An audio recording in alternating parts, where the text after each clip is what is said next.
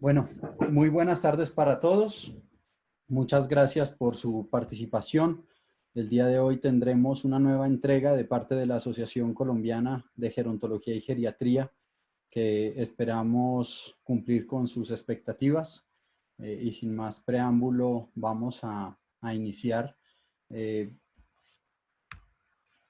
Nuevamente les recuerdo a las instituciones de larga estancia que pueden inscribirse a unos boletines que vamos a entregar desde la asociación en los próximos días y meses durante la duración de la pandemia, pero además esta plataforma nos servirá para conocer diferentes condiciones en las instituciones de larga estancia. Para inscribirse, entonces, por favor, ingresar a la dirección de la asociación, que es www.acgg.org.co, y en la pestaña de instituciones de larga estancia pueden rellenar este formato que nos va a ayudar para los siguientes meses. El día de hoy tenemos el acompañamiento de la doctora Clemencia Nieto.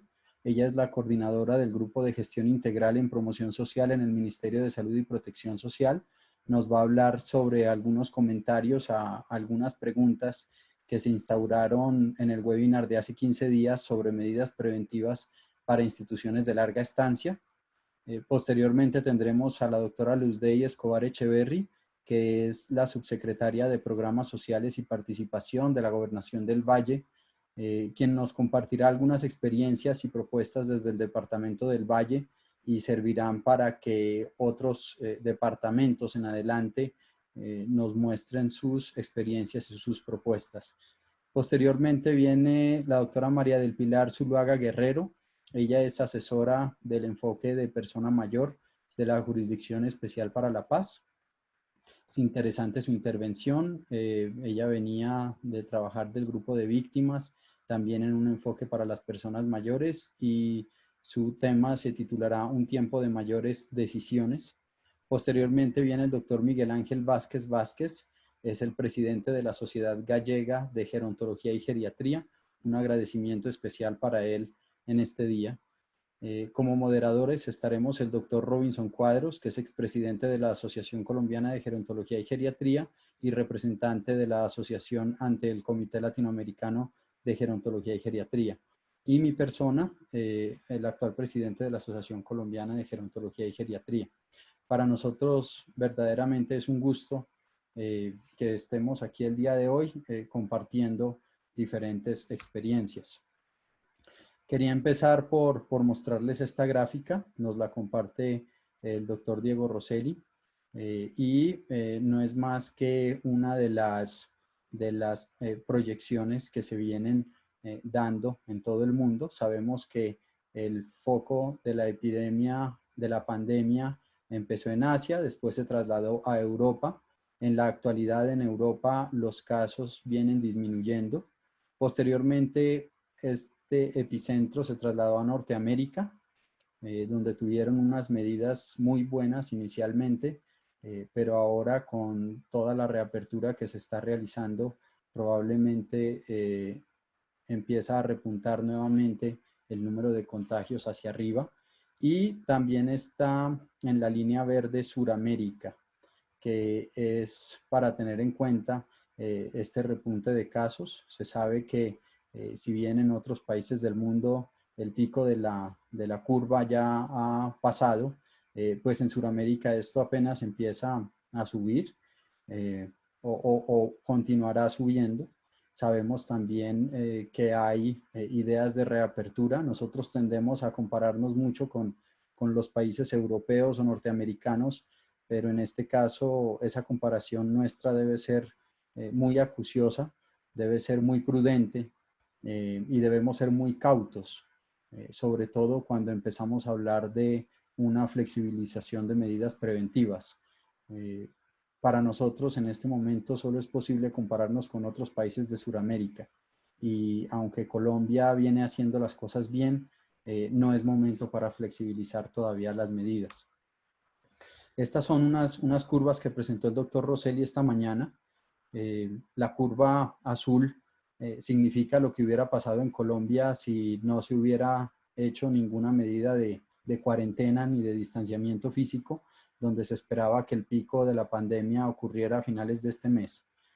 Bueno, ya que se logró realizar todo este distanciamiento físico desde el Gobierno Nacional y desde el Ministerio de Salud, se hicieron unas nuevas proyecciones donde nos confirmaban que si se continuaba con estas medidas de distanciamiento físico y de cuarentena y de cierre de escuelas y universidades, pues podríamos llegar a tener una curva como la de color verde, donde el pico de la pandemia en Colombia se hubiera esperado para mediados del mes de octubre.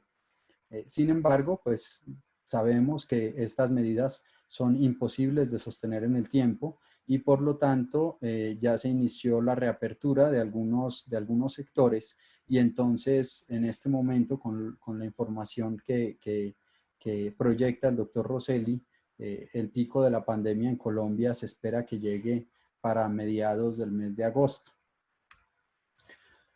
En personas mayores, ¿cómo estamos? Pues al día de ayer, con el reporte de ayer, tenemos 21.981 casos, de los cuales 3.274 son en personas mayores.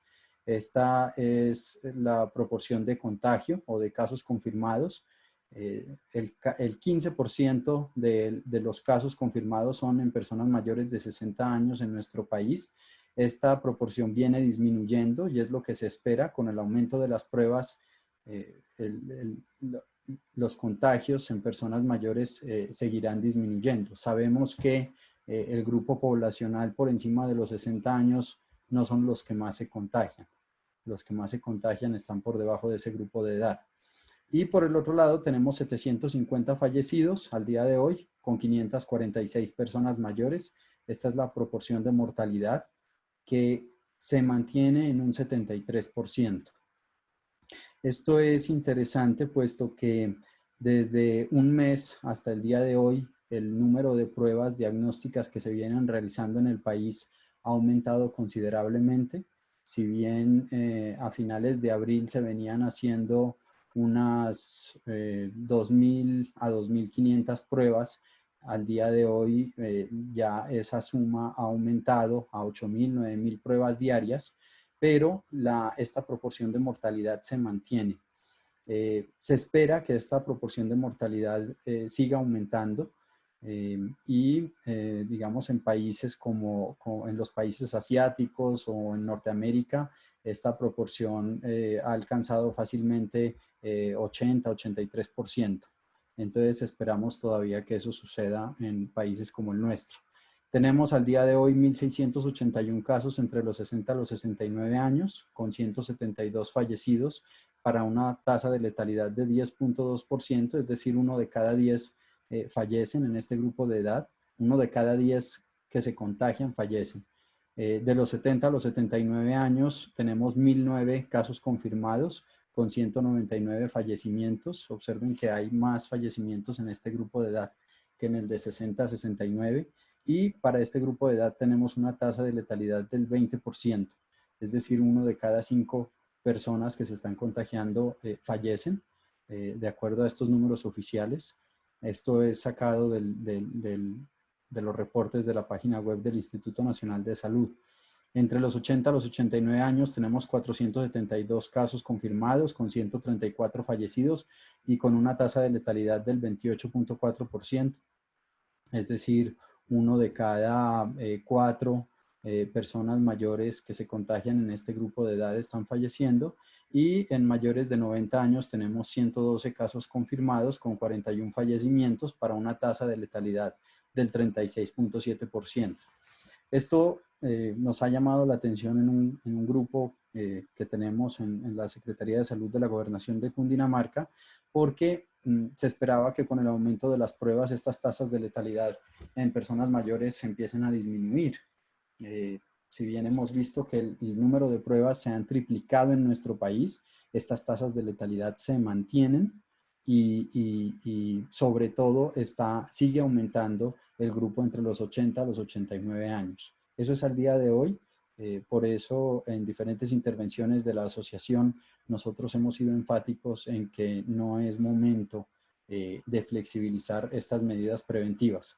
Con esta introducción, seguimos con el doctor Robinson Cuadros, que será también nuestro moderador durante esta presentación. Les agradezco a todos y nuevamente espero que cumplir con las expectativas de esta reunión. Bueno, muy buenas tardes a todos. De verdad es un gusto ver gente conectada de todas las regiones del país, pero también de países vecinos, amigos, de Argentina, de México, de Perú, de Uruguay.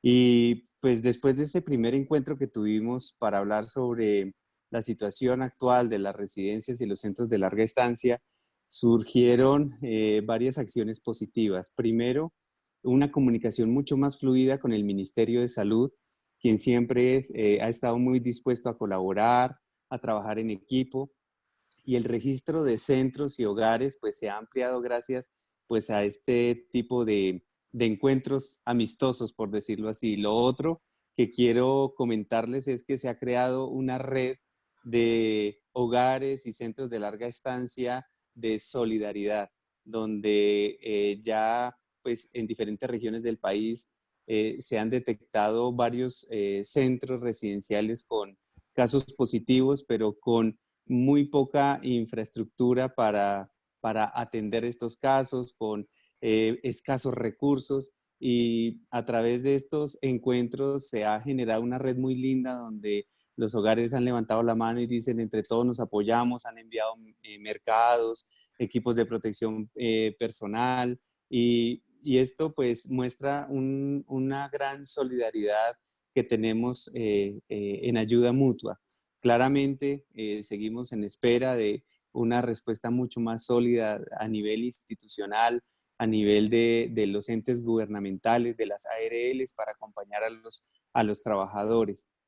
También han surgido varias personas que se han acercado para comentarnos emprendimientos frente a todo lo que tiene que ver con estimulación en casa, con ayuda a los vecinos mayores, y esto ha sido pues muy positivo porque se ha ampliado esta red de amigos en torno en torno a todo el tema del envejecimiento y la vejez. Para no hacer larga mi intervención, pues agradecerle infinitamente al doctor Miguel Ángel Vázquez, quien quiero muchísimo y admiro. Es gran conocedor de nuestro país, de nuestra situación, y él sabe pues que este es su segundo hogar y ya estaremos atentos a escucharlos, pero quiero darles una primicia, y es que el Comité Latinoamericano acaba de publicar un llamado para todos los gobiernos de América Latina y el Caribe que le voy a leer a continuación, y que luego a través de las redes sociales de la asociación compartiremos con todos ustedes.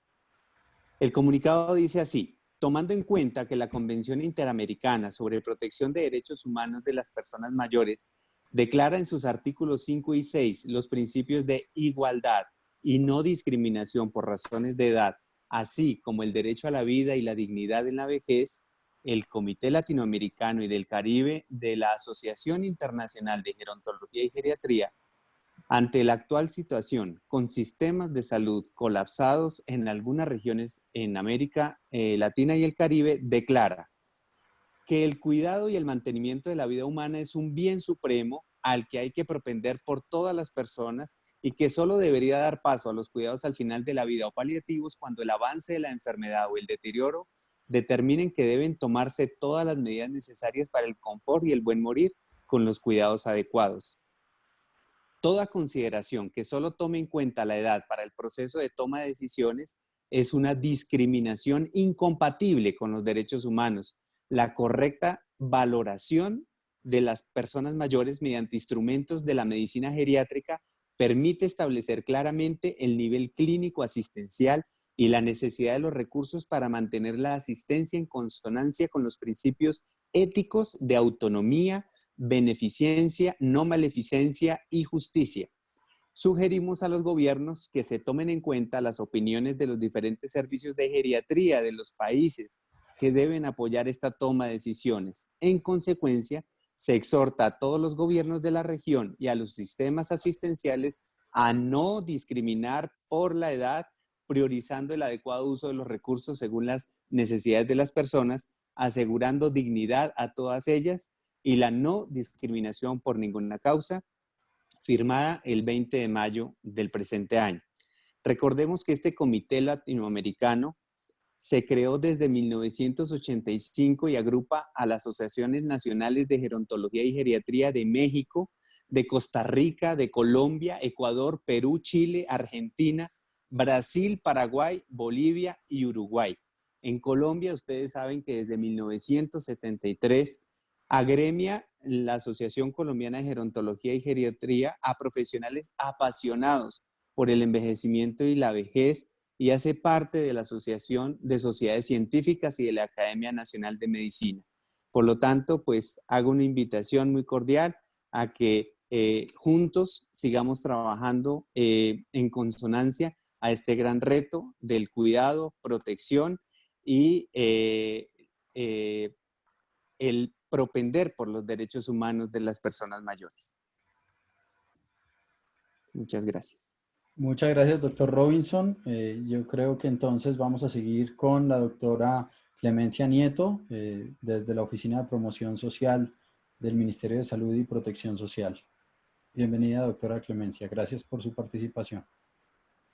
Bueno, muy buenas tardes para todas y todos los participantes. Es un gusto volvernos a encontrar y tener además unos compañeros y compañeras panelistas que nos van a compartir otros elementos que muy seguramente van a seguir enriqueciendo la respuesta del Estado colombiano en torno a las personas adultas mayores, a las personas en función de la garantía de sus derechos y efectivamente de reducir en lo posible el mayor daño que pudiera causar esta pandemia pues presente en todo el mundo.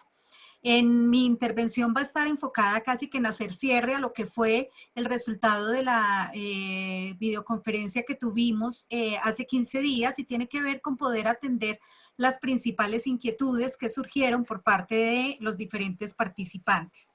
Voy a organizar las preguntas como en 4 bloques. El primer bloque tiene que ver con la forma en que deben darse las medidas para, bien sea, permitir la llegada de nuevas personas mayores a los centros de protección o de larga estancia, o manejar ese aislamiento preventivo cuando llegamos a tener el riesgo. Ese sería nuestro primer bloque. Al respecto, yo me permito manifestarles lo siguiente. En primer lugar, nuestros centros de protección o de larga estancia se convierten como en el entorno protector de las personas mayores, pero ante esta pandemia también puede convertirse en un foco de riesgo frente a las dificultades que pudiéramos llegar a vivir en el momento en que se presenten contagios. De hecho, ya tenemos 2 señales de alerta fundamentales a lo que es Amazonas y lo que es Cali en este fin de semana. Han presentado ya unos factores importantes de contagio sobre los cuales tenemos que tomar medidas en un bloque conjunto, como bien lo señalaba el doctor Robinson Cuadros al invitarnos y al agradecer el que estuviéramos realizando todo un trabajo de equipo desde lo nacional, desde lo territorial y con la participación de todos los coordinadores y personal asistencial y de servicios que elabora en cada uno de estos centros. Entonces, las medidas están orientadas, 1, a adoptar los protocolos definidos por nuestro Ministerio de Salud y Protección Social. Hay un lineamiento específico de evitar en lo posible el ingreso de nuevos residentes hasta tanto se superen las condiciones actuales de la pandemia. Esto en atención a que no tenemos claridad frente a cómo ha sido la trazabilidad, el trayecto que la persona que va a ingresar al centro o potencialmente pudiera ingresar al centro ha tenido para poder identificar claramente una posible cadena de contagio. Pero en caso de que sea necesaria la admisión de esas nuevas personas mayores al centro de protección, se debe generar un debido proceso de aislamiento. Así nos informen o nos notifiquen que él no estuvo en contacto con personas que pudieran tener algún factor de riesgo.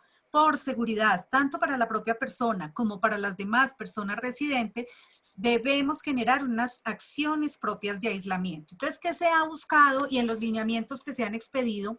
¿Qué es lo que esperamos? Primero, que en los centros de protección se tengan áreas debidamente señalizadas, el área para las personas que hasta el momento no tienen ningún riesgo o sospecha de riesgo de contagio, como los escenarios en que van a tener algunas actividades, así como áreas de aislamiento preventivo y áreas de aislamiento obligatorio cuando llegáramos a tener la sospecha o la confirmación de un caso de contagio de COVID dentro del área. ¿Qué necesitamos? Tener en esas áreas de aislamiento prácticamente un equipo en lo posible, si es posible, porque no todos los centros van a poder contar con el número de personal que pudiera apoyar esa medida, pero en lo posible poder tener personal asistencial y de servicios que sean exclusivos para esas áreas, tanto para el riesgo, el aislamiento por prevención, por una posible sospecha de contagio, como para quienes ya tienen confirmado el contagio. Entonces, tanto quienes llegan, bien sea como residentes nuevos, bien sea porque tuvieron ya están asintomáticos y tienen la posibilidad de que sea confirmado, bien sea porque están ya confirmados, pero no requieren intervención hospitalaria. Y en el centro existe la posibilidad de áreas de aislamiento con todos los protocolos que minimicen el riesgo de que el contagio pueda extenderse al resto de residentes, o bien sea porque tenemos algún otro tipo de intervención urgente o de alguien que necesitamos aislar, necesitamos en primer lugar buscar que el área tenga todas las condiciones de bioseguridad, bioprotección. Segundo, que allí tengamos las condiciones para proveer todo lo de bioprotección necesario, así como limpieza, desinfección, baños exclusivos, que el cambio de ropa del personal asistencial y de servicios, así como de los residentes, esté debidamente separado y tengan los espacios específicos para su lavado, para el tratamiento de ropas, que tengamos la posibilidad de contar con un lavado frecuente de manos, de higienización con agua y jabón, con alcohol glicerinado, que tengamos la posibilidad también de monitorizar y registrar cada 12 horas las variables del estado general de salud, de tanto de los residentes como también de los prestadores del servicio dentro del centro de protección, que llevemos una bitácora de esos elementos y muy especialmente que tengamos de forma oportuna los teléfonos de contacto de la autoridad sanitaria en lo territorial, Secretaría Municipal o Secretaría Departamental de Salud, Secretaría de Desarrollo Social, EPS a las cuales se encuentran afiliados tanto los residentes como el personal asistencial y de servicios, y por supuesto las líneas que han sido dispuestas. En este caso se tiene en Bogotá la línea telefónica 589-3750, o en el nivel nacional también tenemos una línea gratuita que es la 018-960-020. Toda esta información que acabo de transmitir, ustedes la van a encontrar en los lineamientos específicos para centros de protección social o de larga estancia para personas mayores. Les voy a dejar el enlace en el chat de tal forma que puedan recogerlos. Recuerden todos ustedes, a partir de lo que nos informaron al diligenciar los formularios, recibimos cerca de 820 formularios debidamente diligenciados de centros de protección de larga estancia. ¿Qué nos permitió eso? Seguir conociendo las realidades que ustedes tienen en el día a día frente a la atención de la pandemia y fortalecer estos lineamientos que ya se están socializando y que esperamos que quienes aún no los conocen puedan descargarlos a través del link que vamos a dejar en la página. Entonces, importante, áreas de aislamiento, tomar medidas de precaución, evitar el contacto con el resto de residentes y generar los escenarios de los 14 días de aislamiento preventivo obligatorio que den lugar a eso, y tomar las diferentes medidas de alerta cuando tengamos cambios o novedades en el estado de salud, en los signos y síntomas, tanto del personal asistencial como y especialmente de los residentes. Nos preguntaban también frente a realizar visitas domiciliarias, valoraciones o tamizajes en el domicilio o en el lugar donde está residiendo la persona mayor. Aquí es muy importante saber que efectivamente tanto en los centros de protección como incluso en los mismos hogares de la familia donde resida la persona mayor, en ocasiones vamos a vernos enfrentados a recibir visitas, la visita del médico tratante o el personal auxiliar que toma laboratorios, o visitas urgentes de familiares, por ejemplo, en un caso de acompañamiento al final de la vida o por un relevo en términos de los turnos de cuidado. Entonces, ¿qué debemos tener en cuenta? En primer lugar, esas visitas se deben recibir en áreas ventiladas, donde esas personas externas que no residen o que no están allí permanentemente cumplan los protocolos de desinfección y cambio de ropa o el uso de los insumos de protección, buscando evitar transitar por áreas comunes o interrelacionarse físicamente con otros residentes en el caso de los centros de protección.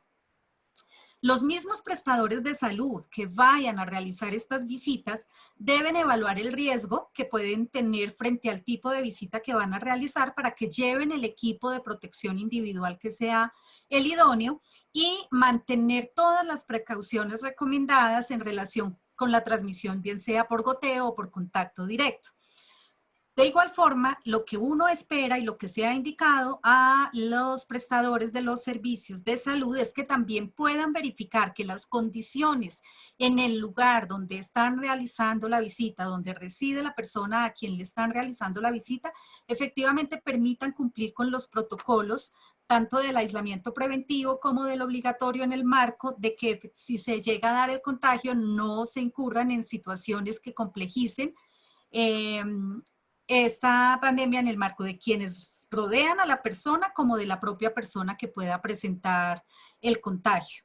En todo caso, cuando se trate, por ejemplo, de familiares cercanos a las personas mayores, por enfermedad, por cierre de vida, por una cantidad de elementos donde se necesitara expresamente esa visita, también debe seguirse un protocolo estricto, tanto al momento de ingresar al centro, el lavado de manos, la colocación de mascarillas, la prevención e higiene de tos, así como establecer el contacto estrictamente con la persona sujeto de la visita, atender las recomendaciones internas de los planes de contingencia que cada uno de los centros tiene, y para salir también guardar las debidas medidas para el regreso a su casa y en el regreso a casa también optar por medidas de higiene y demás para evitar en ese tránsito alguna posibilidad o probabilidad de contagio. Una pregunta que fue muy recurrente, que tiene que ver con el rol de las ARL, las administradoras de riesgos laborales, y lo que tiene que ver con el suministro de equipos de personales de protección o de bioseguridad para el personal asistencial y de servicios que labora en cada uno de los centros de larga estancia. Es necesario tener en cuenta que quien labore en los centros debe estar formalizado, es decir, tener todos los protocolos de contratación debidamente establecidos y que con base a ello también tienen una afiliación a las administradoras de riesgos laborales.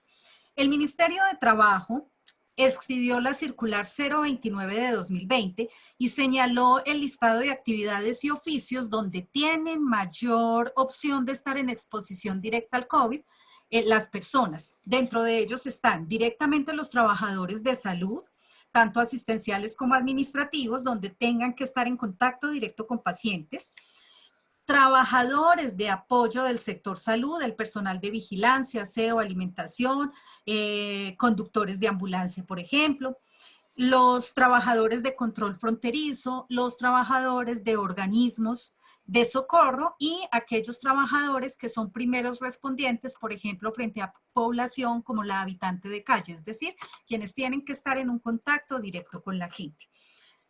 Nosotros desde los centros de protección de larga estancia también podemos hablar de una situación de riesgo, pero ¿cuándo se materializa el que se cumpla con alguno de los elementos señalados en la circular 020 cuando efectivamente ya se está dando un riesgo inminente de contagio? ¿Qué es lo que entonces solicita el Ministerio de Trabajo? Deben las empresas, es decir, ustedes como coordinadores de los centros de protección de larga estancia, que son los directos contratantes, primero, pues son los primeros respondientes frente a los equipos de protección personal, tanto frente a esta situación como a las otras situaciones que puedan generar un riesgo en la labor que desempeñan. Pero además deben concertar con las administradoras de riesgos laborales a las que se encuentran afiliados los trabajadores las actividades en que estos trabajadores van a estar apoyándolos. Y para ello deben establecer cuál es el número de trabajadores expuestos y coordinarse para la entrega de los elementos de protección personal que sean necesarios para poder dar la respuesta. Básicamente en esto necesitamos una debida coordinación y articulación para poder señalar que efectivamente no todos, absolutamente todos van a estar en el mismo nivel de riesgo y que aquellos que están en el nivel de riesgo tienen una información que da cuenta de ello, que puede ser certificada para hacer la coordinación correspondiente. Ahora bien, nos preguntaban, ¿y quién es el responsable de implementar pruebas de tamizaje? Efectivamente, los centros de protección de larga estancia están priorizados para la aplicación de pruebas. ¿Con quién debe coordinarse esas pruebas de tamizaje y confirmatorias de COVID-19? Con las EPS a las cuales se encuentran afiliados, tanto el personal asistencial como el personal residente en el centro. Bueno, nos preguntan finalmente ¿qué se debe tener en cuenta cuando no hay ningún lugar para donde transferir o llevar a la persona. Si nuestro centro de protección de larga estancia puede cumplir las medidas de aislamiento, no todos lo pueden hacer porque su área, sus metros cuadrados, las zonas comunes y demás no cumplen con unos criterios que faciliten un aislamiento preventivo específico y puntual que minimice el riesgo de contagio. Tenemos que gestionar en esos casos donde efectivamente no es posible tenerlos allí, pero cuya situación frente a la respuesta por presentar el contagio no es de ámbito clínico, es decir, no requiere hospitalización. Entonces hay que gestionar con el puesto o con los coordinadores en la entidad territorial que están liderando la respuesta frente a la pandemia para poder identificar cuáles son esos centros que se constituyen como albergues, refugios u hoteles que se van a disponer para el aislamiento específico. Al respecto, el Ministerio viene trabajando en unos lineamientos. Aprovecho y agradezco al doctor Vázquez también su generosidad y apoyo en lo que han sido sus orientaciones para tal fin. Y debe declararse a la institución de donde viene o procede la persona en cuarentena, dado que allí ya hay un foco de contagio y que necesitamos empezar a tomar otras medidas relacionadas con la mitigación y la prevención de una mayor expansión o mayor contagio al interior del centro. Pero entonces siempre se debe coordinar con las entidades territoriales, razón por la cual les pedía muy insistentemente tener a la mano todos esos teléfonos de contacto de autoridad sanitaria y de secretarías de desarrollo social. Y buscar que las personas que vayan a estar en contacto con quien presente ese riesgo sea el personal mínimo requerido y personal que en lo posible no va a tener interacción con el resto de residentes. Finalmente, hay unos elementos muy puntuales que están incluidos dentro de los lineamientos específicos para centros de larga estancia. Entonces yo se los voy a dejar porque sé que son muy juiciosos ustedes en las lecturas, en el análisis. De hecho, recibimos comunicaciones de ustedes haciéndonoslo saber. Entonces es muy, muy importante que puedan acceder a ellos, que puedan socializarlos y difundirlos. En el caso hay población residente en los centros de larga estancia que tienen red familiar de apoyo. Si el escenario en este momento, si llegara a presentarse riesgo de contagio y demás, y hay un escenario favorable para que la persona mayor residente pudiera retornar con su núcleo familiar cercano, por lo menos mientras se supera la etapa crítica dentro del centro, esa es una medida ideal.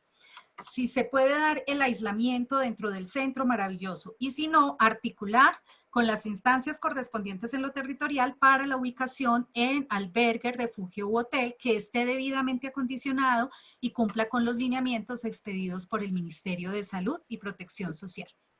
Y en un minuto, finalmente, frente a las medidas frente a las competencias que tienen las secretarías municipales y departamentales de salud y las secretarías de bienestar o de integración social o de desarrollo social en beneficio de la población mayor que se encuentra en los centros de larga estancia. Aquí es muy importante precisar que esto implica, más allá de establecer el límite, implica es un trabajo de coordinación intersectorial.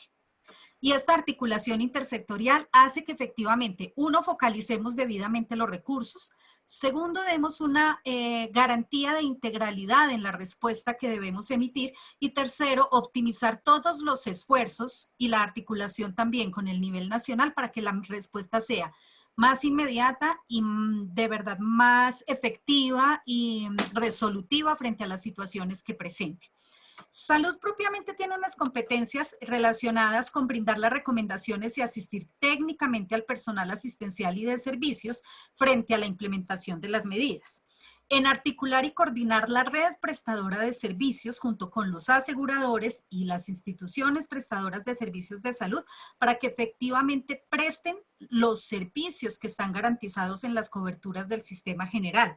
Afortunadamente, el gran número de las personas mayores en Colombia están debidamente aseguradas. La mayoría de ellas en un régimen subsidiado, pero esas prestaciones del régimen subsidiado están en igualdad o están equiparadas con las del régimen contributivo. Deben realizar el seguimiento y verificación de las condiciones de sanidad y de respuesta frente a los protocolos que para la prevención, contención y mitigación de la pandemia se han establecido y, por supuesto, articular, especialmente con los sectores sociales, esa integralidad de la respuesta. Por su parte, las Secretarías de Desarrollo Social, Integración o Bienestar Social, en la mayoría de las entidades territoriales son quienes lideran el uso y disposición de los recursos de la estampilla. Recuerden que de los recursos de la estampilla pro adulto mayor, el 70% está dirigido a los centros día o centros vida y un 30% a los centros de protección o de larga estancia. Entonces, deben gestionar la cabal disposición de los recursos que para la atención social requieren los centros de protección, así como otros recursos propios, porque la entidad territorial no es el único recurso que debe señalarse. Recuerden, acaban de formular planes de desarrollo territorial y en la agenda local de los mandatarios, gobernadores y alcaldes debe claramente quedar establecido las metas e indicadores para la garantía de derechos de las personas adultas mayores. Pero asimismo, en el marco de la respuesta unificada frente al COVID, que tenga el líder que se haya definido en la entidad territorial para la pandemia, pues se necesita también gestionar con el sector privado, cooperantes y donantes, esa respuesta frente a las necesidades específicas. Frente a esa respuesta, yo quiero contarles que gracias al formulario diligenciado por ustedes se pudieron priorizar uno, los centros con mayores requerimientos y sobre los mayores requerimientos y necesidades, cuáles eran esas puntuales necesidades que se tienen en equipos de bioprotección, alimentos y productos para higiene, desinfección y demás de los centros. Y se hizo la gestión con la Presidencia de la República y Fundación Santo Domingo, donde ya se tienen comprometidos unas entregas que vamos a realizar a través de nuestros referentes territoriales con las secretarías de salud, de tal forma que habrán a un buen número de centros de protección, de acuerdo a lo señalado en los formularios que ustedes diligenciaron, puedan llegar a apoyos que estarán representados, como decía, en primer lugar con equipos de bioprotección para el personal, tanto residentes, pero especialmente el personal asistencial y de servicios, y posteriormente otros apoyos relacionados con alimentos y demás, que va a apoyarles un poco ese ejercicio. Y frente a centros día y centros vida, vamos a tener más adelante un espacio de asistencia técnica en el que les podamos dar orientación, pero recuerden que los centros día o vida no se cerraron totalmente, se suspendieron unas actividades. ¿Qué se cerró? El espacio comunitario en que venían participando, pero no la suspensión total de servicios. ¿Qué servicios están vigentes? El componente nutricional, bien sea con ración preparada o con ración alimentaria para preparar tipo mercado, que debe ser llevada al domicilio de las personas mayores que están participando de los centros día o vida. El acompañamiento psicosocial y, por supuesto, articulados con el plan de intervenciones colectivas y demás, el componente de atención primaria en salud. Procedo entonces a dejarles en el chat el enlace para que puedan descargar la última versión de estos lineamientos específicos para centros de larga estancia, agradeciéndole a la Sociedad Colombiana de Gerontología y Geriatría, al doctor Javier Cabrera y a todos los asistentes su participación. Muchísimas gracias, doctora Clemencia. Es un verdadero placer compartir con usted estos espacios y seguiremos construyendo y aportando al Ministerio de Salud y Protección Social en estas decisiones en adelante. Por favor, sigue a continuación entonces la doctora Luzday Escobar desde la Gobernación del Valle del Cauca. Bienvenida, doctora, y prosiga, por favor. Muy buenas tardes a todos por permitirnos desde el Valle del Cauca participar. Mi nombre es Luz de Escobar, soy la subsecretaria de Programas Sociales de la Secretaría de Desarrollo Social y Participación de la Gobernación del Valle, y la invitación es a compartir con ustedes cómo ha sido la experiencia de atención que ha realizado la Gobernación del Valle en el marco de a nuestra población adulto mayor. Quiero contarles que a través de los recursos de la estampilla Pro Adulto Mayor establecida en la ley, en coordinación interinstitucional con los municipios del Valle del Cauca, los preparativos para la concurrencia y el apoyo a las dos modalidades, Centro Vida, Centro Día, y a los centros de larga estancia. Tradicionalmente, durante los últimos 3 años, el departamento había venido apoyando económicamente la financiación parcial de esta modalidad de atención en 40 municipios, y en el caso de los 2 distritos, Cali y Buenaventura, había establecido la modalidad de Centro Vida de manera directa. A partir de la resolución 470 del Ministerio de Salud y Protección Social, el Departamento del Valle del Cauca inicia la modalidad de acompañamiento en atención alimentaria con una minuta establecida de manera especial para la población adulto mayor, minuta orientada en las condiciones establecidas por la OMS, y de manera especial la gobernadora y la secretaria de Desarrollo Social establecen un mecanismo de atención diferencial para nuestra población adulto mayor. Se coordinan todas las bases de datos con los municipios y hacemos el apoyo compartido para lograr llegar hasta la residencia de cada uno de los adultos mayores en estas dos modalidades. Como lo expresaba quien me antecedió en la palabra, realmente continuamos con acciones y apoyamos todas las condiciones de alimentación garantizada mediante un kit de ayuda alimentaria que pudiese llegar a cada una de sus residencias. Es así como establecimos una base de datos.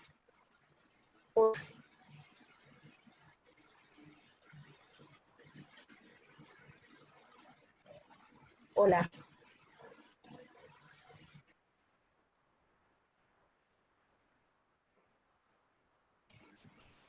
Hola, ¿sí? ¿Te escuchan? Hola. Sí, doctora. Sí, bueno, es que leí que decía que no se escuchaba. Entonces, a partir de allí hemos iniciado, establecimos un programa. Doctora, si hay una interferencia, no sé si usted también está conectada desde el celular y desde el computador. Desde el computador. Porque si hay una interferencia, entonces no sé si dejemos solo conectado el computador. Sí, señor. Solo tengo el equipo. ¿Se escuchan o siguen interfiriendo? Okay. No, listo. Entonces siga tranquila, que se escucha bien el mensaje. Gracias.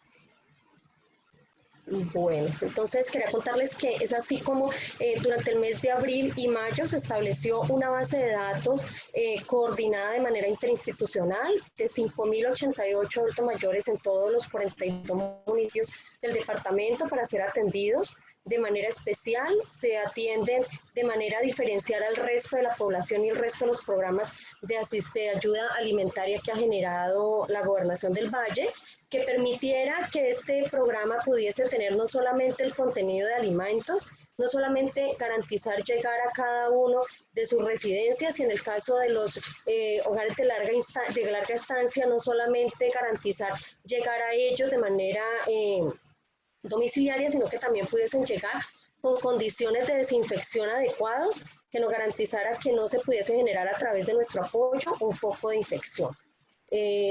Desde el mes de abril, desde el 7 de abril, iniciamos estas entregas. Realmente han sido seleccionados los centros que en el Valle del Cauca son realmente de mayor grado de vulnerabilidad, los que realmente se atienden con solidaridad, porque la mayor parte de ellos no cobran ni siquiera cuota moderadora o son adultos mayores abandonados o sin red familiar de apoyo.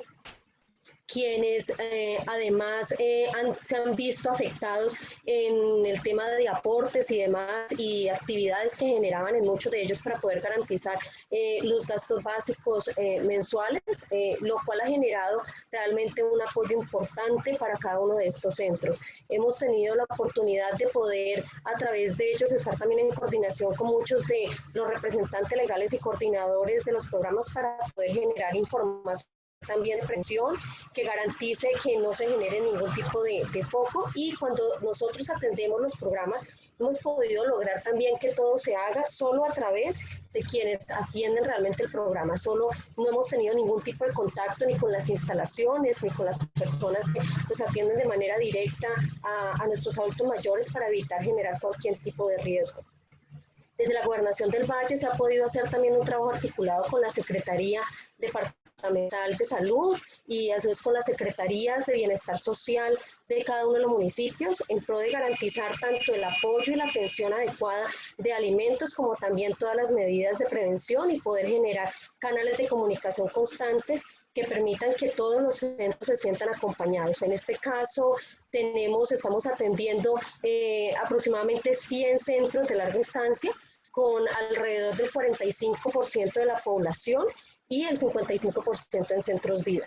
Como todos sabemos y lo exponía nuestra antecesora, quien me antecedió en la palabra, el 30% de la estampilla corresponde a esta modalidad de atención, pero realmente frente a las condiciones de la emergencia, el Gobierno Nacional emitió medidas que permitían flexibilizar la destinación específica de recursos y es allí donde la gobernadora aceptó ampliar la atención en estos centros considerando que se generaban un grado de vulnerabilidad alto y no se conservó el 70-30, sino que se incrementó al 45% de la inversión aproximadamente que permitiera ingresar centros que en años anteriores no han podido ser atendidos por la capacidad económica, pero que durante estos meses y en el marco de la emergencia pudiesen tener el apoyo coordinado de las instituciones, en este caso del gobierno departamental, y de manera coordinada con los gobiernos municipales.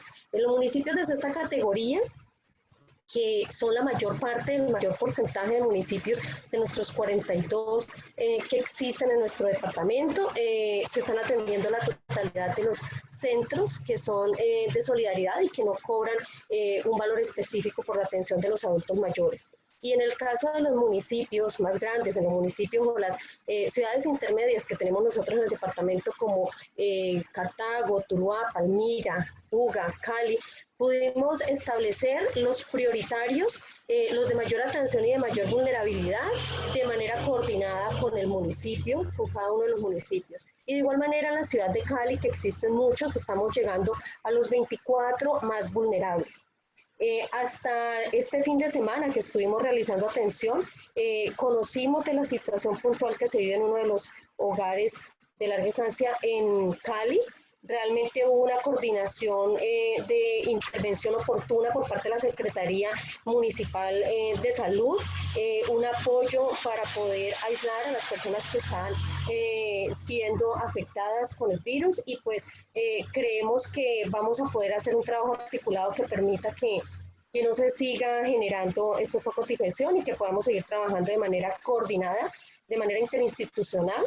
La voluntad y compromiso de la Secretaría de Desarrollo Social a partir del 30 de mayo, que se termina la vigencia de la resolución 470, pero que consideramos que se necesitará seguir en condiciones especiales, es seguir haciendo esa articulación, esa coordinación entre el gobierno departamental, los gobiernos municipales y la representación legal y las coordinaciones de servicio de estos centros para que podamos garantizar que nuestros adultos mayores estén siendo atendidos de manera adecuada y que ellos cuenten con la participación del gobierno y el compromiso de los recursos gubernamentales para garantizar su permanencia allí, su estadía adecuada y su adecuada alimentación por parte nuestra.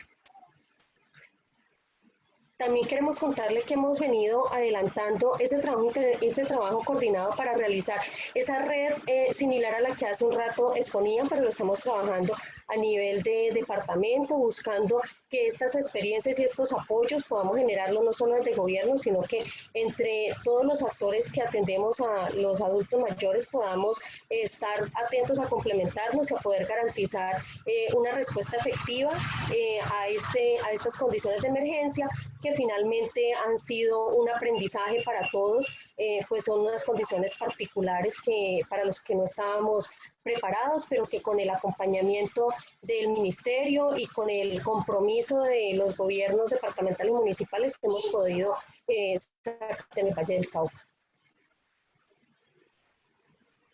Bueno, doctora Luzday, muchísimas gracias por compartir esas experiencias. Yo creo que esto nos servirá en adelante para impulsar nuevas actividades, no solo preventivas, sino también durante el manejo de esta crisis en la pandemia.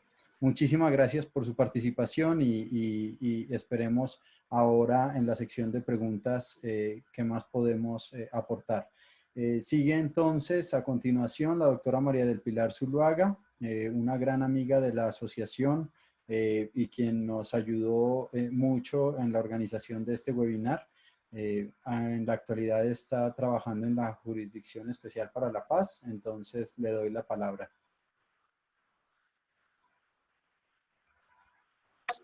Buenas tardes, ¿me escuchan ahí? Sí. Buenas tardes con todas y todos, muchas gracias por la invitación, como bien lo dice Javier, amiga de la asociación. Gracias Miguel Ángel por confiar en nosotros y acompañarnos en esta invitación y obviamente al equipo del ministerio, a todas las personas de fuera del país y del país que nos están acompañando en este momento. Voy a compartirles un breve mensaje sobre el rol de las personas mayores de cara a la participación efectiva. Quiero precisar que mi presentación no es de la Jurisdicción Especial para la Paz. La estoy haciendo, como bien decía Javier, como amiga de la asociación. Ahí ven la pantalla de imagen en la presentación. Todavía no. Ahí sí. Ahí la tienen. Ya va a aparecer listo. Ahí está. Listo, entonces vamos con la presentación. Es una presentación que introduce unos mensajes que entrega la Corte Interamericana de Derechos Humanos y la Organización Mundial de la Salud. ¿Ahí me están viendo bien? ¿Me confirmas, Javier, por favor? Sí, ahí está perfecto. Bien, entonces yo me permití tomar como la presentación del evento. Un mensaje clave que nos entrega la experta independiente de envejecimiento de la ONU, el cual me voy a permitir leer. Las personas mayores se han hecho muy visibles en el brote del COVID-19, pero sus voces, opiniones y preocupaciones no han sido escuchadas. En ese sentido, pues yo me voy a permitir como entregar 3 mensajes clave, uno frente a la Convención Interamericana de Derechos Humanos, que está alineado con la apuesta que nos hacía el doctor Robinson Cuadros frente al trabajo que está haciendo el Comité Latinoamericano, que evidentemente nos están haciendo un llamado a unirnos para la ratificación o como quiera que sea la adhesión a la Convención Interamericana frente a la protección de los derechos de las personas mayores. Este comunicado fue emitido a mediados de abril. Nos deja unos mensajes clave frente a la eliminación de obstáculos y barreras para el acceso, y eso implica pues evidentemente todo lo que tiene que ver con los ajustes razonables de cara a los medios de comunicación, la información durante el aislamiento con y para las personas mayores. Yo aquí quiero precisar que hay un mensaje también importante que enmarcar, y es el tema de la toma de decisiones de las personas mayores respecto a la vida y a la salud, y todo lo que tiene que ver con la participación activa de las personas mayores en los centros de larga estadía. Bien.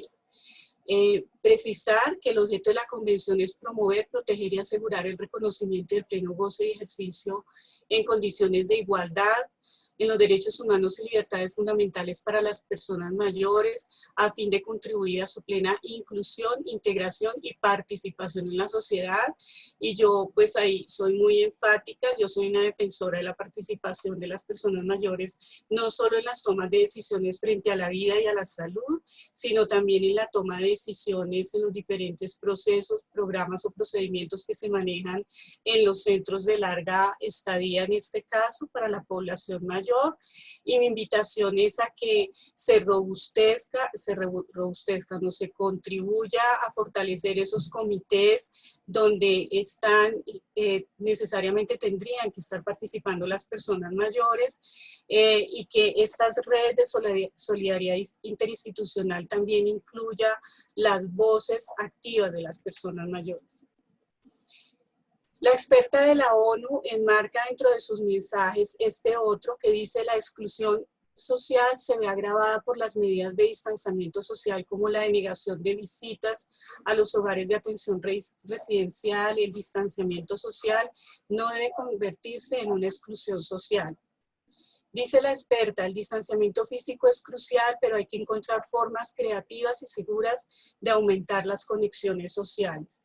Y en ese sentido, lo que han expresado varias de las personas mayores es que, si bien tienen acceso al teléfono y tienen acceso al WhatsApp, les ha costado mucho el acceso a las nuevas tecnologías, y eso implica que en los hogares, en las residencias, en los centros de larga estadía se haga lo propio en esas alianzas colaborativas con las secretarías de tecnologías de la información o con entes privados, para que se pueda fortalecer este tema de la conectividad con las personas mayores, incluso en zonas remotas. Cuando hablaba Clemencia desde el ministerio nos ilustraba las situaciones que estamos viviendo en zonas alejadas como en Leticia, o en los hogares o centros de protección como en Baupés, en Miptú. Entonces, este es un nuevo reto que tenemos todos los que estamos avanzando en estos temas de envejecimiento y vejez.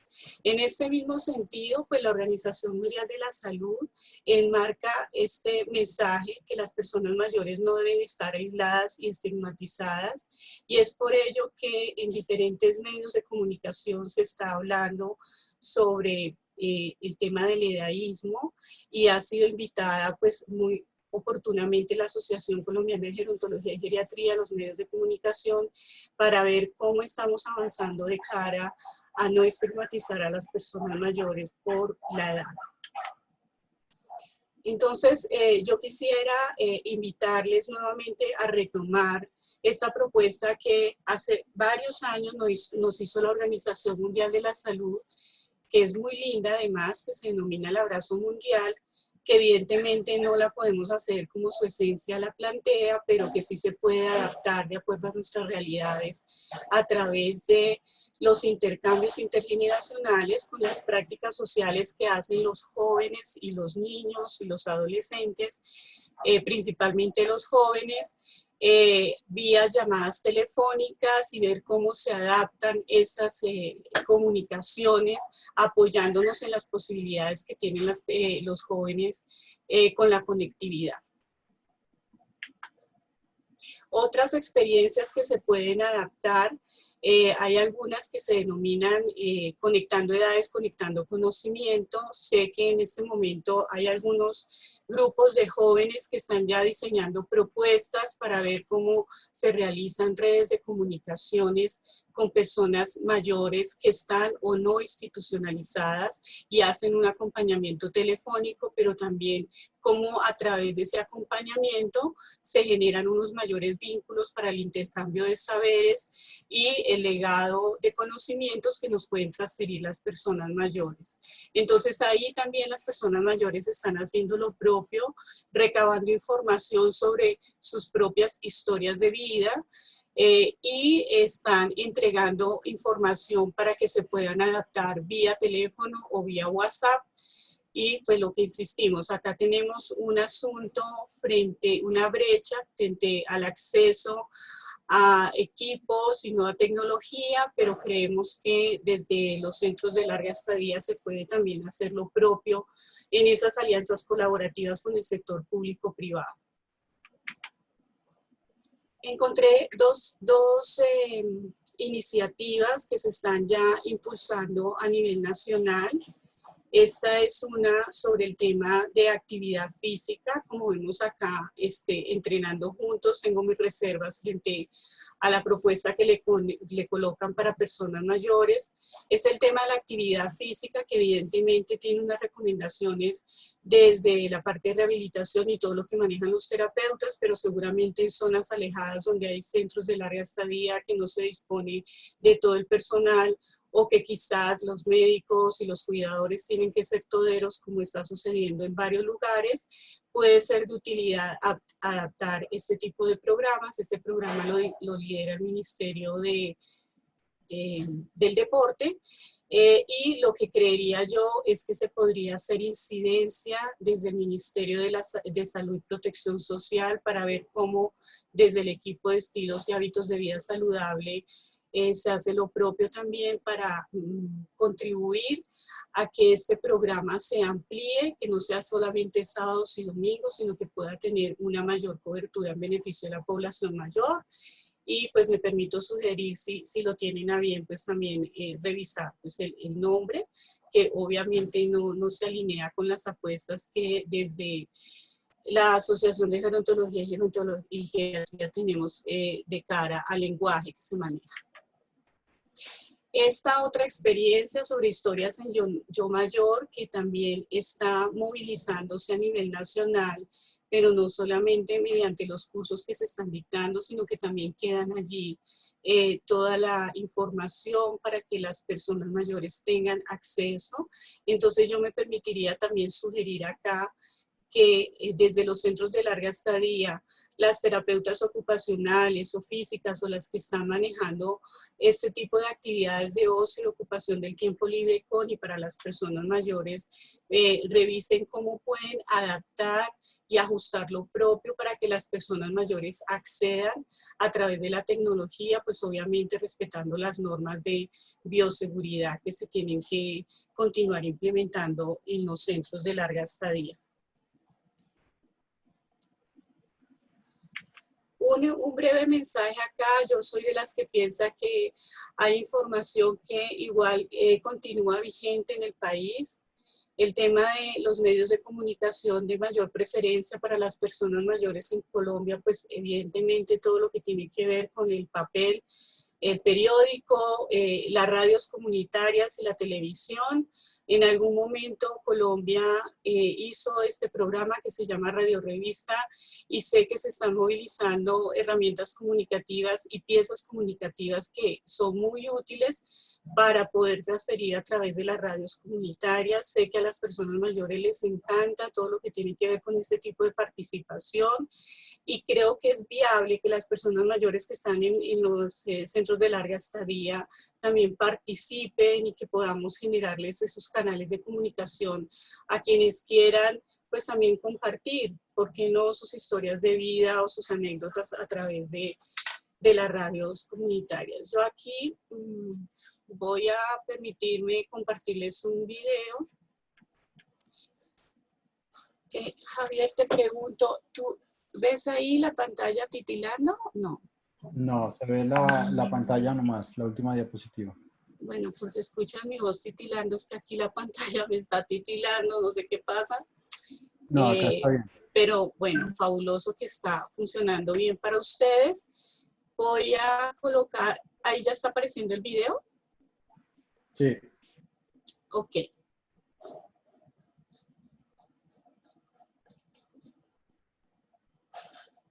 Creo que hay que subirle el volumen al video. ¿Lo escuchas? No, no se escucha el video. Va.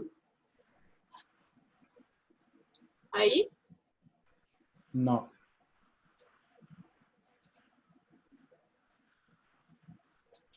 Habría que subirle el volumen al video, me imagino.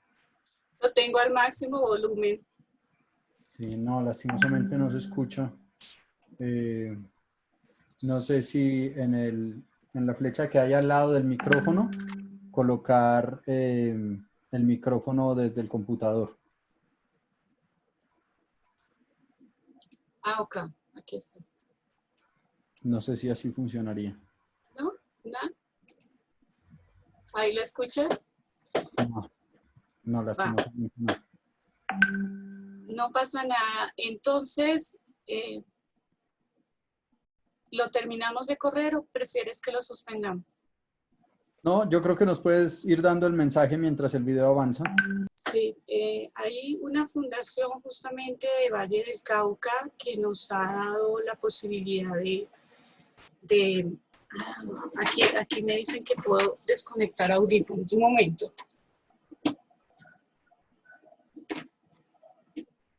Bueno, la Fundación de Valle del Cauca, la Fundación Contolengo, tiene una experiencia muy bonita y es que a través de trabajo social, gerontología y terapia ocupacional hacen una evaluación de habilidades, capacidades y potencialidades de las personas mayores.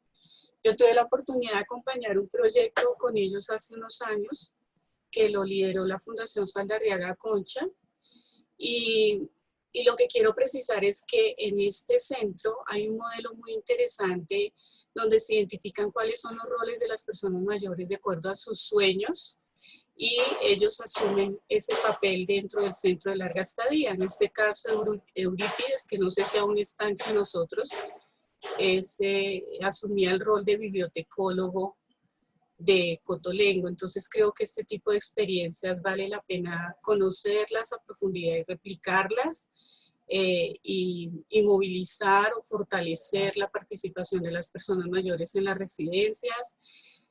No solamente en este momento de COVID, porque obviamente me imagino que tienen comités COVID y que en esos comités COVID están participando también las personas mayores, sino también con los programas y proyectos que pues, deben continuar en los centros de protección social o los centros de larga estadía, como quiera que sea que se les llame. Yo se los voy a enviar para que lo tengan ahí con las memorias del... Bueno, muchísimas gracias, doctora María del Y Pilar.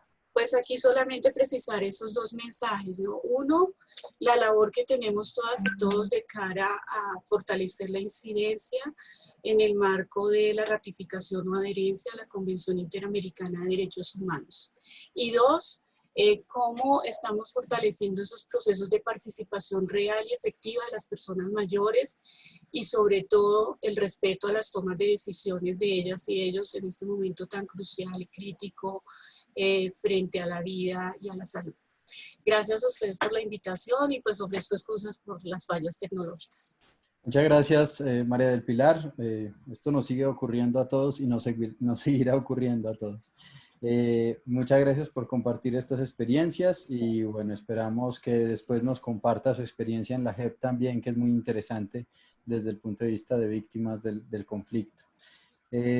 Bueno, seguimos con el protagonista de la tarde o de la noche, doctor Miguel Ángel Vázquez, agradecerle antes que nada por el tiempo. Sabemos que siempre trabaja esta tarde y bueno, seguiremos construyendo en estos esfuerzos intersociedades. El doctor Miguel Ángel Vázquez es médico, especialista en geriatría, él tiene experiencia en atención primaria, en dirección de hospitalaria, en planificación de programas de centros sociosanitarios públicos y privados, también ha trabajado en docencia, en investigación, también ha sido consultor de las Naciones Unidas y de otras agencias de cooperación internacional. Es médico y especialista en geriatría, pero también es especialista en medicina de educación física y deporte. Tiene una maestría en gerontología social en la Universidad Autónoma de Madrid y además es especialista en economía y gestión sanitaria. Mejor dicho, nos faltan muchos años para poder lograr toda esta carrera formativa. Doctor Miguel Ángel Vázquez, realmente para nosotros es un verdadero placer contar con usted en la tarde de hoy y bueno, el auditorio es todo suyo. Gracias por estar aquí.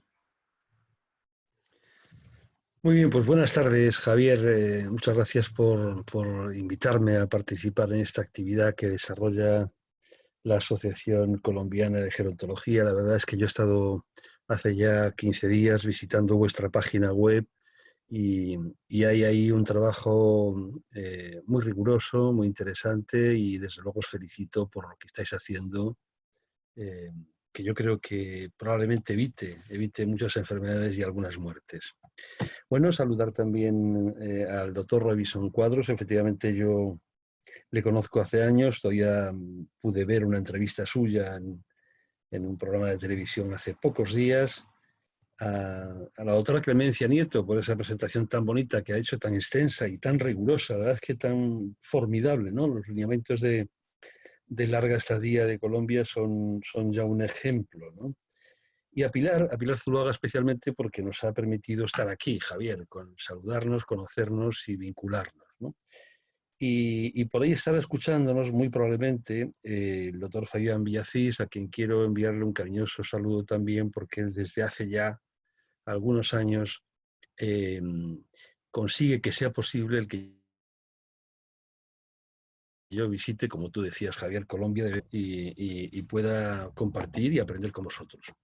La verdad es que ya después de, bueno, pues de 2 horas, ¿no?, que llevamos aquí, pues una hora y media, ¿no?, de videoconferencia, esto se hace cansado, se hace pues fuerte. Yo quería, más que contaros un poco las experiencias de España, que vosotros me preguntéis qué es lo que pasó aquí, ¿no? Porque yo creo que lo que parece claro es que en España no hemos hecho bien las cosas. O sea, se han muerto probablemente más de 20.000 personas mayores que viven en residencias, de un total de 386.000.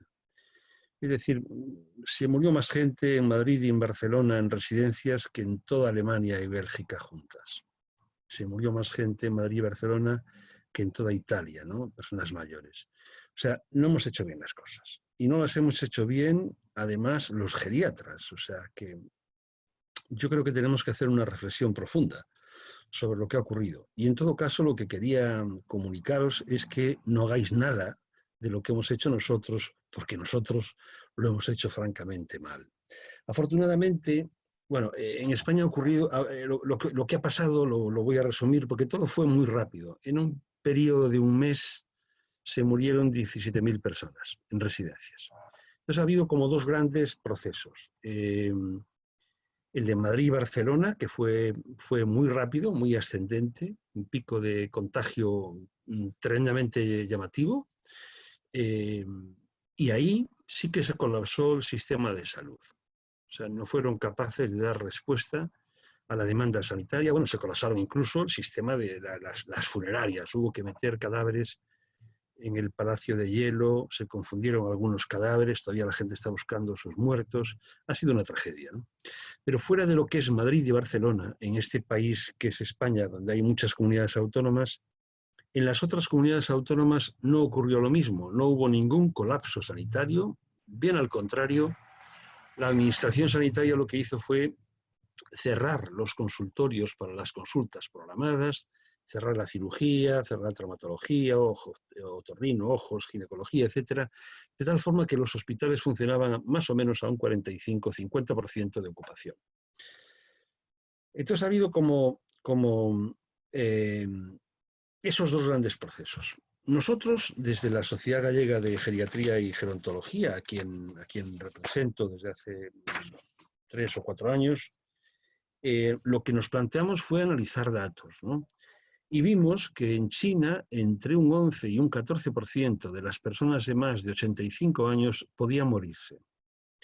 Evaluamos cuáles eran los riesgos en España.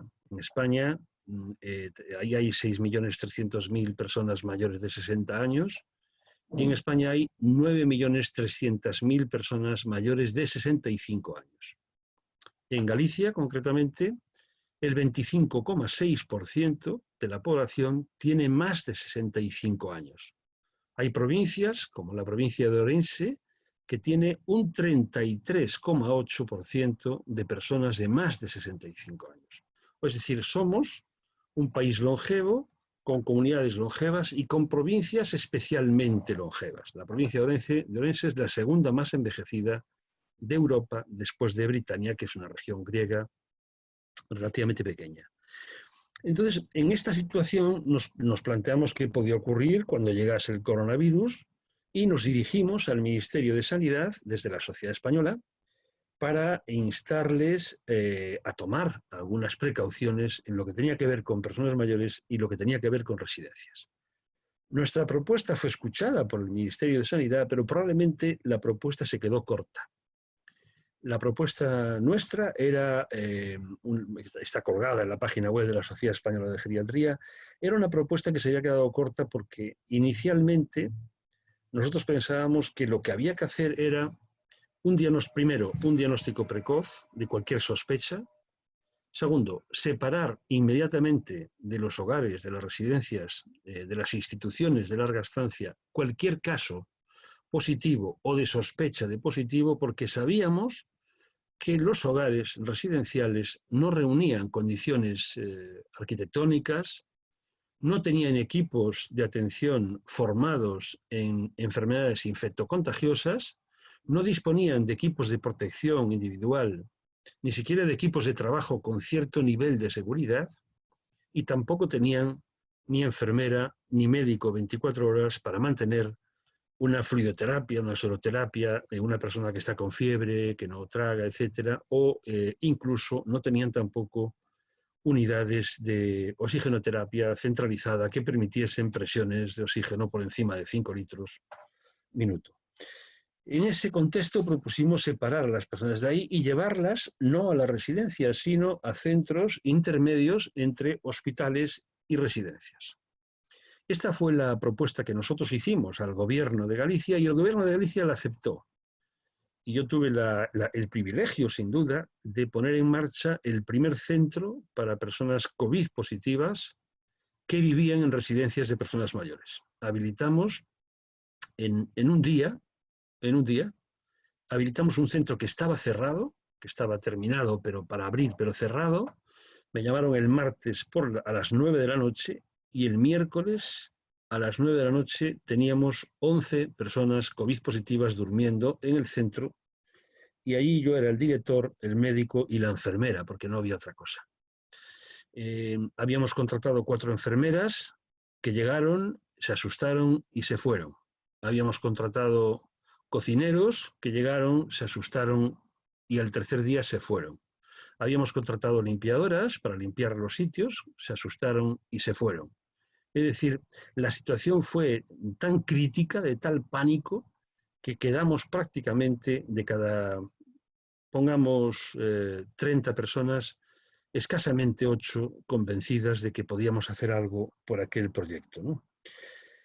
Bueno, el segundo problema que teníamos, además de estos de personal, de profesionales, eran los materiales. No disponíamos de equipos de protección individual. Los equipos de protección personal eran contados, eran escasos.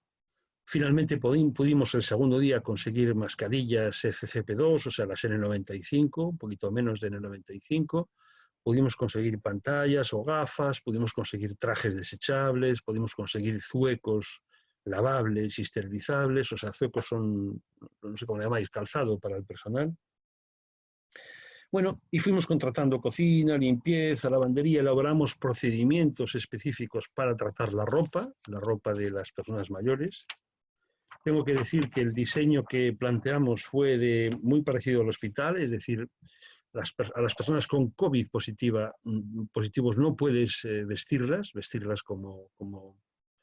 como ellas se visten en su día a día, sino que estaban en un pijama sanitario, en un camisón sanitario, como el que está hospitalizado en una unidad de hospitalización. Porque esa es la única manera, la manera más rápida de poder vestirle, desvestirle, etc. Fuimos a trabajo mínimo, es decir, tampoco lavábamos, duchábamos todos los días a todas las personas mayores, sino únicamente aquellas que había que duchar y el resto les hacíamos higiene en cama. Permanecían en habitaciones dobles, no individuales, sino dobles. No hubo ningún exceso de carga viral que justificase en modo alguno tener a las personas COVID en habitación individual. No, para nada. Estaban en habitación doble y no hubo ningún tipo de problema. Como la cocina, los cocineros nos habían dejado tirados, se escaparon, se asustaron por la cantidad porque íbamos a trabajar con COVID, pues tuvimos que contratar comida sobre ruedas, un catering, una empresa que nos llevaba la comida, y utilizamos recipientes desechables. O sea, estas bandejitas que te dan en los aviones, algo parecido, y cubiertos desechables y vasos desechables. Las botellas de agua eran botellas individuales, con lo cual todo era relativamente fácil. Los procesos de higiene de ropa eran comunes, tanto para el personal como para las personas mayores. Es decir, todas las que estaban en la unidad COVID utilizaban un camisón y un pijama, y ese camisón y ese pijama se procesaba del mismo modo que se procesaba el uniforme sanitario de los profesionales que trabajaban allí, fueran médicos, enfermeras, cuidadores, limpiadores o cualquier otra categoría laboral que funcionase en el centro, ¿no? Tuvimos que elaborar un procedimiento especial para el tratamiento de la basura, de los residuos sólidos urbanos, y tuvimos también que elaborar un procedimiento para la recogida de residuos sanitarios biocontaminantes, porque normalmente en una residencia de personas mayores hay un cubito para los residuos punzantes, las agujas, los bisturíes, pero no hay realmente contenedores de productos biosanitarios. En España lo que ocurrió es que se agotaron los contenedores de plástico con tapa hermética biosanitarios, y utilizamos 3 bolsas. Esto se metía, los equipos de protección, los guantes, las mascarillas, se metían en una bolsa, se cerraba, esta bolsa se metía en otra bolsa, se cerraba, esta otra bolsa se metía en una tercera bolsa, se cerraba, y todo esto se ponía en una caja de cartón que recogía una empresa especializada que trituraba y luego incineraba como corresponde con los productos sanitarios. También tuvimos que hacer un protocolo de defunción, porque afortunadamente no hemos tenido prácticamente, hemos tenido muy pocas defunciones, no llegó a un 4% en este centro COVID, ¿no? Pero al contrario de lo que ocurrió en las residencias, que en algunas superó el 11 y el 12%, ¿no? Pero sí que es verdad que la defunción es todo un proceso que requiere también cierto cuidado. Hay un protocolo que me imagino que también tiene Colombia de tratamiento de cadáveres con sospecha de COVID o COVID, ¿no? Tuvimos que hacer un procedimiento de altas, un procedimiento de traslado y, por supuesto, todo un proceso de limpieza que quizá fue lo más importante que hicimos, y de flujos de áreas de nivel riesgo 0 a nivel riesgo 3. Inicialmente trabajábamos con lo que se llamaba en el siglo XIX áreas de limpio y áreas de sucio, pero en un centro donde hay COVID no hay ningún área de limpio, y esto puede llevar a errores a algunas personas. Por tanto, eran zonas de riesgo 0, tolerable, riesgo 1, riesgo 2 y máximo riesgo 3. Lo más complicado fue adaptar aquel centro, que era una antigua residencia, a un centro COVID donde había que respetar las áreas de entrada de sucio y las áreas de salida de sucio, porque la gente que llegaba con COVID, y la gente que salía sin COVID, o bien si habían muertos, pues salía por otro sitio, ¿no? Tuvimos que diseñar todo un proceso de trabajo diferente, con turnos, con horarios. Tuvimos que establecer 4 horarios de entrada, porque para que no coincidiesen en los lugares de vestuario de personal, donde la gente se cambia de ropa, donde se duchan, no era posible porque no respetábamos la distancia de seguridad.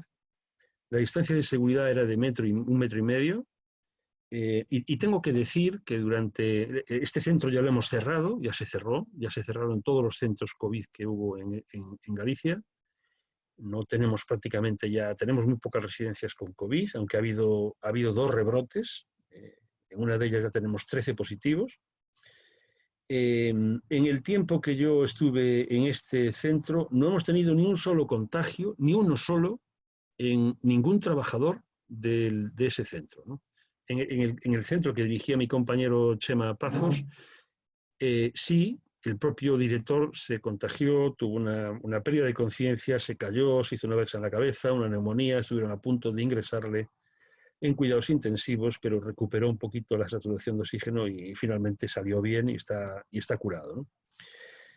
Es muy delicado todo lo que tiene que ver con los procesos de comunicación. O sea, la sociedad, cuando hay muertes en una residencia, quiere culpables, y es mucho más fuerte el sector de salud que el sector social.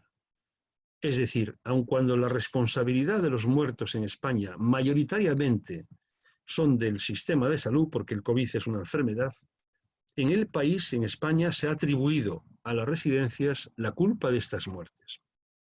De tal manera que quedó en el aire el que las residencias hacían mal las cosas y por culpa de esa mala práctica, de la escasez de personal, de la falta de limpieza, etcétera, pues la gente se moría, ¿no? Entonces yo creo que sí hay que recomendarle algo a los directores de los centros de personas mayores en Colombia. Si hubiera que recomendaros algo, que yo no me atrevo, porque lo que dijo la doctora Clemencia, desde luego, está muy bien, estuvo muy bien, he visto además el documento de lineamientos y me parece magnífico, pero si tuviera que deciros algo que no está ahí, os diría que mucho cuidado con la comunicación, que cuidéis mucho lo que tiene que ver con prensa, con familias, con sindicatos, con trabajadores, porque es muy difícil recuperar la buena imagen cuando se ha perdido, ¿no? La mejor forma de que no se pierda es que no te entre ningún positivo, pero es muy difícil, eso no depende de ti. Los puntos críticos suelen estar en los centros sanitarios, en los hospitales y en los consultorios. Cada vez que mandéis una persona mayor a un centro hospitalario, en mi opinión y como consejo, cuando vuelva, la tenéis que poner en cuarentena. Y diréis, pues esto es una faena. Sí que es una faena, pero es lo que garantiza que si una persona va a un hospital, cuando vuelve, no le pasa el virus a toda la colectividad. Entonces tenéis que armarlo de tal manera para que salgan muy pocas personas a los hospitales, pero desde luego los que vuelvan a áreas de confinamiento y cuarentena durante 14 días. Eso sería lo suyo. Con el personal es prácticamente imposible controlar la entrada de infecciosos. O sea, no tiene ningún sentido que se tome la temperatura a la puerta del hospital, porque la gente ya sabe que si tiene fiebre tiene un riesgo de contagio y por tanto no va a ir a trabajar. Estos arcos que se colocan en los sitios y todo esto no vale para nada. Esto, si hay que hacerlo, es un tema de publicidad, pero no es un tema no garantiza, en modo alguno, como tampoco garantiza que tú coloques una alfombra con cloro al 20% en la puerta para que te limpies los pies, porque realmente el contagio a través del calzado es mínimo y eso no... Pero bueno, en todo caso, como que establece una barrera entre lo que hay dentro y lo que hay fuera, ¿no? Entonces, comunicación, muy importante cuidar esto, sobre todo si tenéis algún positivo. Mi recomendación es que los positivos, si podéis derivarlos a algún otro sitio cuanto antes, mejor. Y por supuesto, habría que hacerle PCR, o por lo menos un test rápido, a todo el personal y a todas las personas mayores y a todas las que tengan relación, voluntarios, proveedores, los que tengan relación con el edificio. Yo comparto lo que decíais, o sea, las visitas no son recomendables en modo alguno, no pasa nada porque a una persona mayor no le visiten durante un mes, no pasa nada. Hoy todos tenemos WhatsApp y tenemos una tablet o un teléfono móvil que permite que la familia hable con su familiar. Y lo importante es que esté bien y no que le den un abrazo. Lo importante es que cuando termine todo esto esté vivo y no que esté muerto abrazado, ¿no? Por tanto, en mi opinión, yo creo que hay que prohibir absolutamente las visitas a las residencias, prohibirlas absolutamente. Yo no veo ninguna razón para que una visita vaya, excepto en caso de muerte inminente, que ahí sí que parece razonable que la familia, el familiar se ponga un equipo de protección y esté con esa persona al tiempo que sea razonable para despedirse de ella.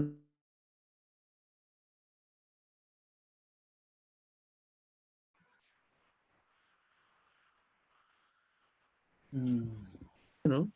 Y si tuviera que ser razonable, que compraseis algunos test rápidos de doble capa, IgG y IgM, para tener al menos una aproximación diagnóstica. Son test muy raros. Efectivamente, si tienes un test rápido positivo, es recomendable que te hagas un PCR. Pero bueno, por aquí sería un poco lo que yo creo que tengo que contaros en relación con esto. Había una mención muy oportuna que hizo la doctora Clemencia Nieves.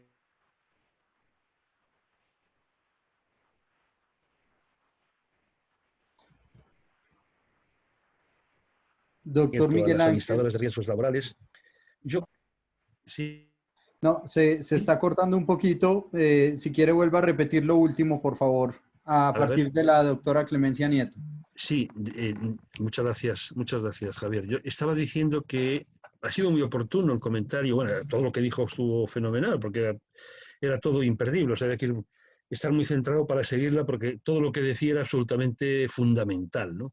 Pero hizo una mención que yo quiero también señalar a las administradoras de riesgos laborales, a las ARLs. Y en ese sentido, yo creo que cabe recomendar que los procesos, los protocolos de COVID y sobre todo los flujos de circulación, los informen, los autoricen, los sancionen, los firmen las administradoras de riesgos laborales. Es decir, darle cobertura legal a lo que hagáis es algo absolutamente importante. Si no lo pueden hacer ellas, sería bueno que contaseis con algún infectólogo, algún epidemiólogo, algún preventivista de algún centro sanitario que, bueno, supervisase esos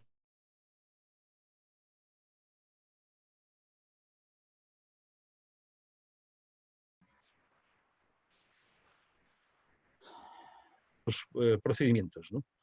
Y es derivarlo a algún centro. Si efectivamente se construyen, que parece que es una alternativa, se construyen algunos centros intermedios para COVID, sería bueno que lo derivaseis, incluso aunque tengáis que pagar un poco más por esa estancia en ese centro. Yo creo que derivarlo va a garantizar que las demás personas no se contagien y va a garantizar que esa persona tenga una atención mucho más especializada, ¿no?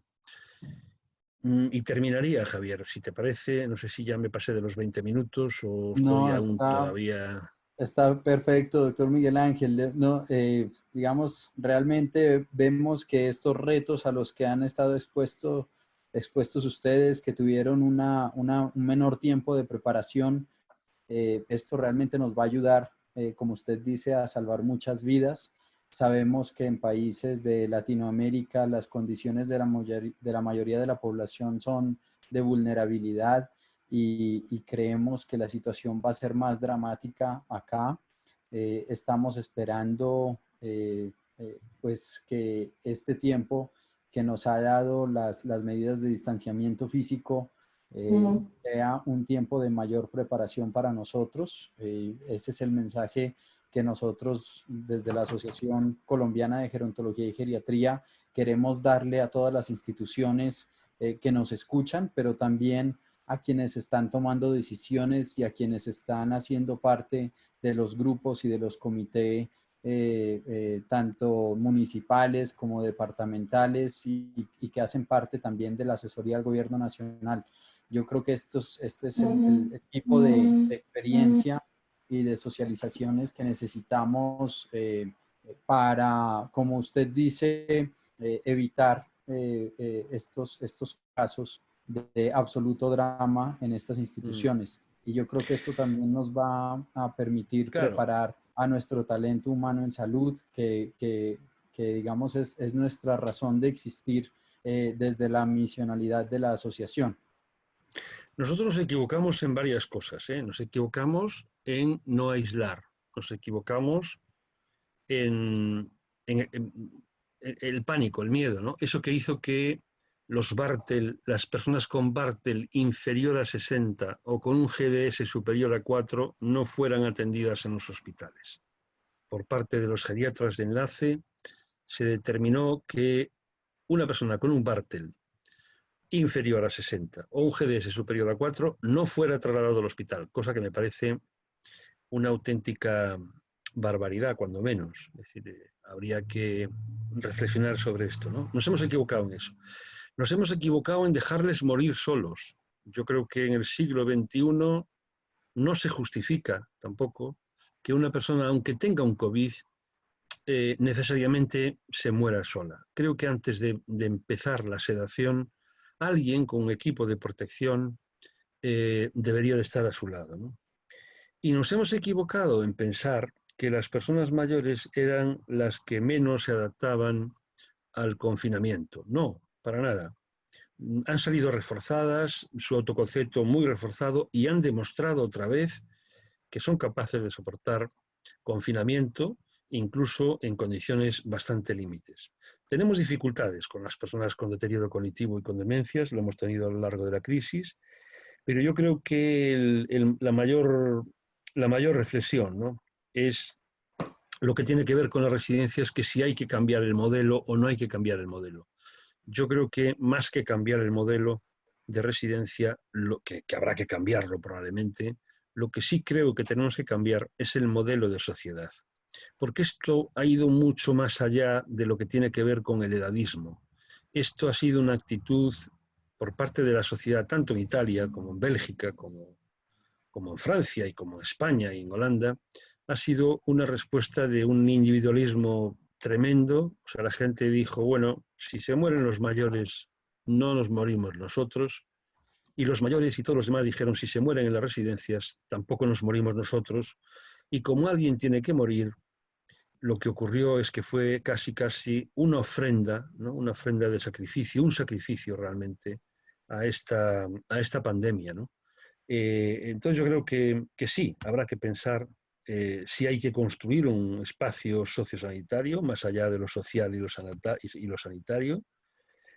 Habrá que pensar qué sociedad queremos. O sea, Colombia, como bien decía el doctor Robinson hace unos días, es uno de los países del mundo en el que el envejecimiento va muy deprisa. Realmente los porcentajes de envejecimiento social en Colombia son muy llamativos y probablemente también la sociedad colombiana va a responder como otras sociedades con actitudes bastante edadistas. Por tanto, habría que trabajar mucho, ¿no?, lo que tiene que ver con todo esto. En mi opinión, este edadismo hace que los culpables nunca sean las sociedades, sean los directores de residencia. Por tanto, si os llega el COVID, que a alguno de los que está escuchando le va a llegar, estadísticamente le va a llegar, que trate de ser muy diligente, muy rápido. El vector de contagio del virus en las residencias es tremendo. Empiezas con un caso, a los 5 días tienes 12 casos, a los 5 días tienes 35 casos y ya tienes 2 muertos, y en 2 semanas tienes 70 y se han muerto 5, 6 o 7 personas, ¿no?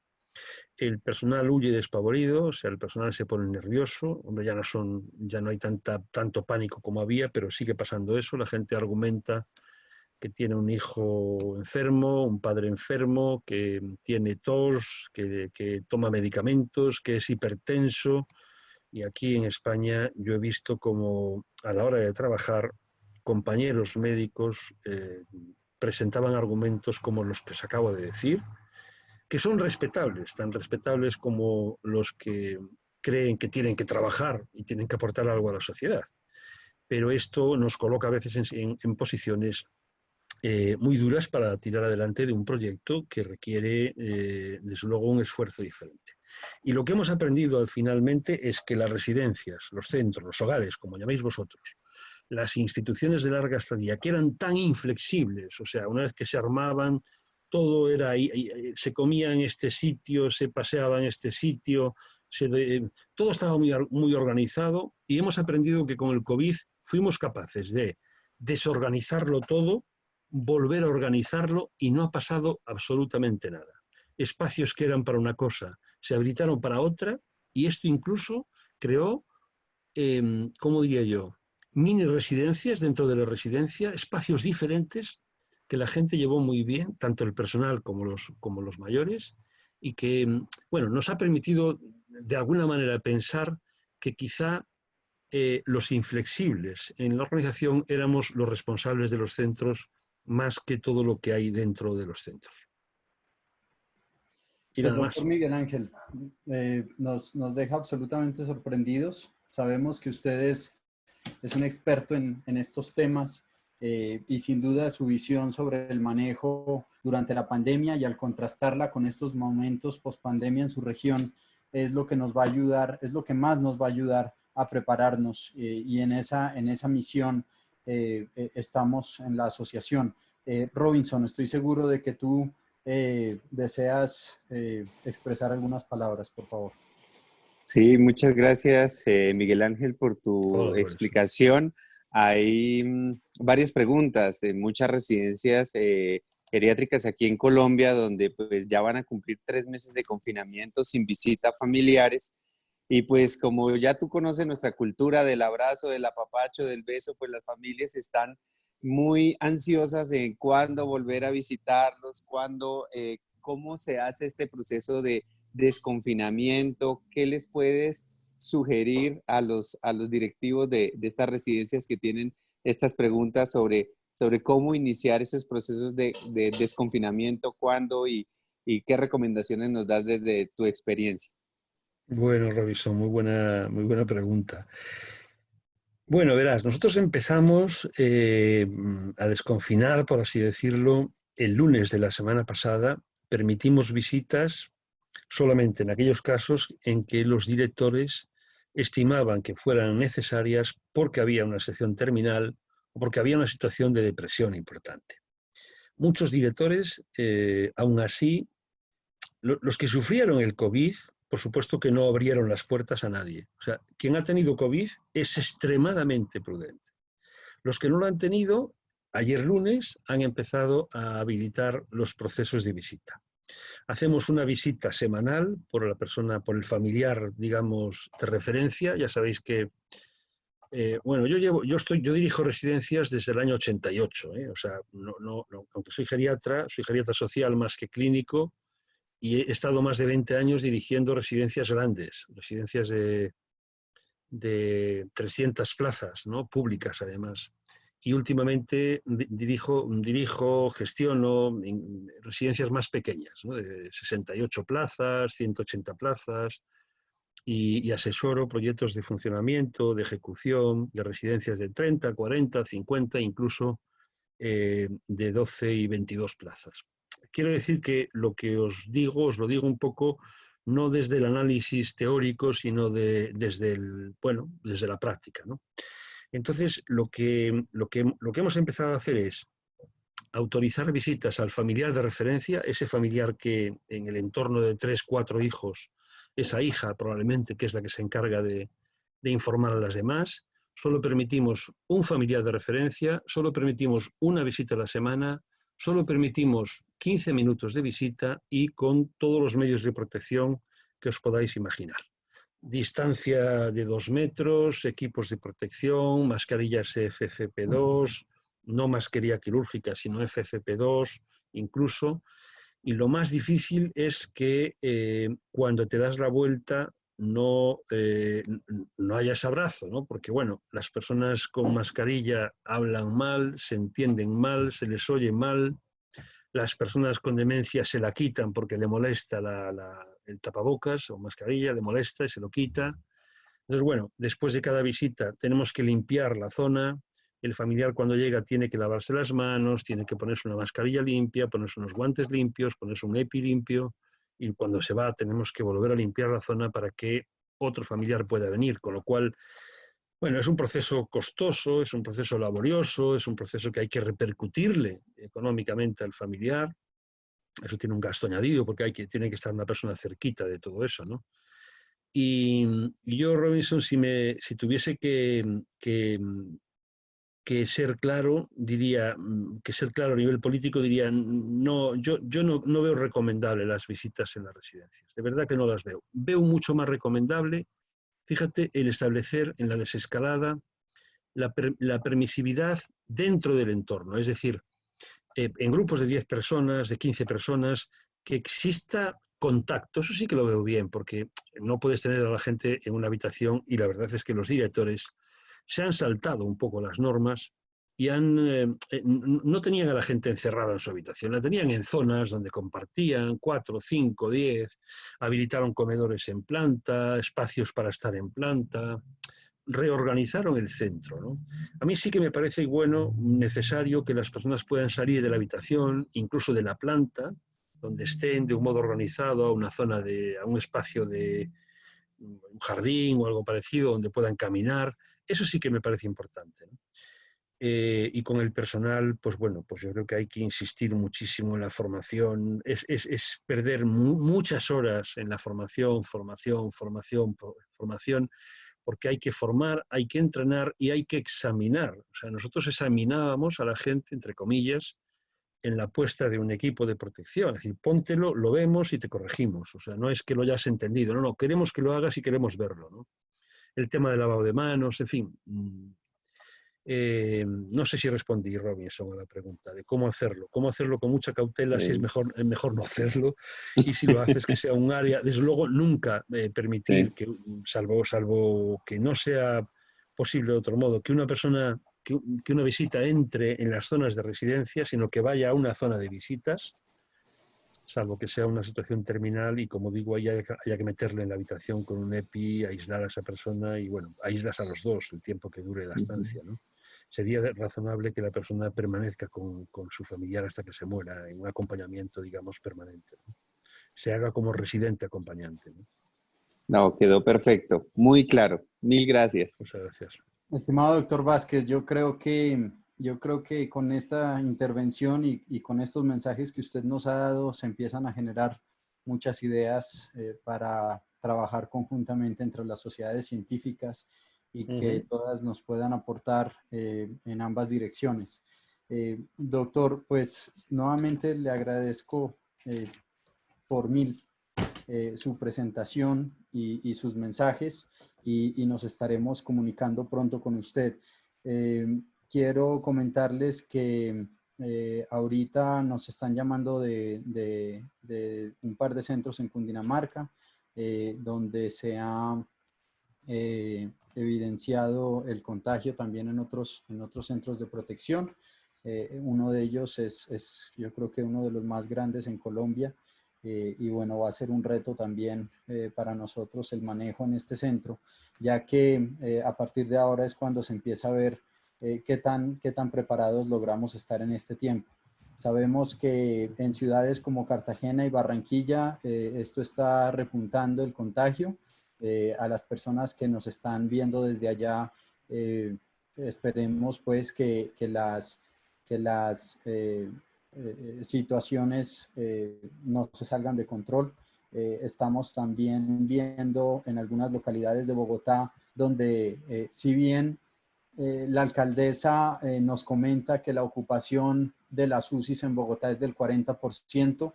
Hay algunas localidades como Kennedy donde la ocupación de las UCIs ya llegó al 100%. Y es lo esperable. Sabemos que el pico de la pandemia no va a llegar al mismo tiempo en todos los lugares y lo único que nosotros tenemos para hacer en este momento es, independientemente de esperar pruebas o no, son las medidas preventivas. Así que el mensaje, y quiero ser enfático en esto, el mensaje es fortalecer las medidas preventivas. Este es el momento de fortalecernos y de evitar estos casos dramáticos que se pueden presentar. Cali también es otra región que está siendo muy golpeada y que, bueno, esperamos que se pueda solventar esta situación. Para un poco de expectativa, el próximo martes vamos a tener dos actividades desde la asociación. Una que es lanzada desde el Departamento del Atlántico a las 9 de la mañana. Va a estar la participación de un exgobernador, el director de la Universidad del Atlántico, unos docentes de la Universidad Libre, y se va a hablar sobre el futuro y pospandemia. Va a ser un conversatorio muy interesante en el que la asociación también estará participando. Y el mismo día a las 7 de la noche viene una propuesta desde la Universidad del Valle sobre rutas de atención para coronavirus en las personas mayores, institucionalizadas y hospitalizadas en Santiago de Cali y en Valle del Cauca. Esto va a ser un aporte para el Consenso Nacional de Geriatría de la Asociación Colombiana de Gerontología y Geriatría, que vamos a estar trabajándolo en el mes de junio, antes del pico de la pandemia. Ese webinar de las 7 de la noche va a estar organizado por la Universidad Libre, la Universidad del Valle, la Secretaría de Salud de Cali y la Secretaría de Salud de la Gobernación del Valle del Cauca. Así que los esperamos, ya estaremos enviando las invitaciones correspondientes y bueno, un abrazo para todos, muchas gracias a todos por su conexión. Buena tarde.